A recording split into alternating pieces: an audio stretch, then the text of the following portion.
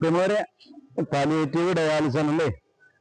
അത് ഏതായാലും പാലിയേറ്റീവിന്റെ പ്രതിനിധികളെ കാണാൻ വേണ്ടി വന്ന കാരണം ഉദ്ഘാടനം മാറ്റി വെച്ചിരിക്കണം. അപ്പൊ അത് വന്നപ്പോഴാണ് ഇവിടെ നമ്മുടെ വനിതാ വളണ്ടിയേഴ്സും അതുപോലെ തന്നെ SIT വിദ്യാർത്ഥികളൊക്കെ പാടെ കൂടിയാണ്ട് വളണ്ടിയേഴ്സ് കൂടിയാണ്ട് മൊത്തത്തിലൂടെ ക്ലീനിങ് നടക്കണ്ടേ.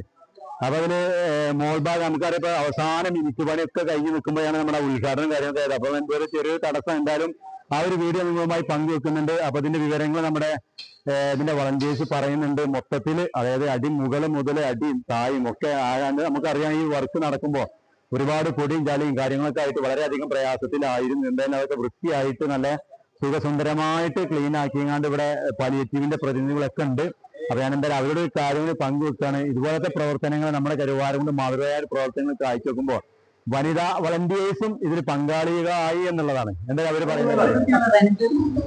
ഞങ്ങൾ 10-15 ആൾക്കാര് SPC അംഗങ്ങളും വനിതാ വളണ്ടിയേഴ്സും രാവിലെ മുതൽ 10 മണി മുതൽ ഡയാലിസിസ് സെന്റർ ക്ലീൻ ചെയ്തുകൊണ്ടിരിക്കുകയാണ്. ഇതിന്റെ ഉദ്ഘാടനം നടക്കുന്നുണ്ട്. അതോടനുസരിച്ച് മുകളിലും താഴെയും എല്ലാം കംപ്ലീറ്റ്, അതുപോലെ ബാത്റൂമുകൾ പിന്നെ വരാന്ത അങ്ങനെ എല്ലായിടത്തും കംപ്ലീറ്റ് ക്ലീൻ ചെയ്യാണ്. എല്ലാവരും പൊടി പിടിച്ച് ഇവിടെ വർക്ക് നടക്കുന്നുണ്ട്. അപ്പൊ കംപ്ലീറ്റ് ഒന്ന് ക്ലീൻ ചെയ്യും. പാലിയേറ്റീവ് ഡയാലിസിസ് സെന്ററിന്റെ ഉദ്ഘാടനത്തോടനുബന്ധിച്ച് പാലിയേറ്റീവ് വനിതാ വളണ്ടിയർമാരും SIP കുട്ടികളും ചേർന്ന് രാവിലെ 10 മണി മുതൽ മേലെ ഭാഗത്തുനിന്ന് മൊത്തം ഒരു ക്ലീനിങ് നടത്തിക്കൊണ്ടിരിക്കുകയാണ്.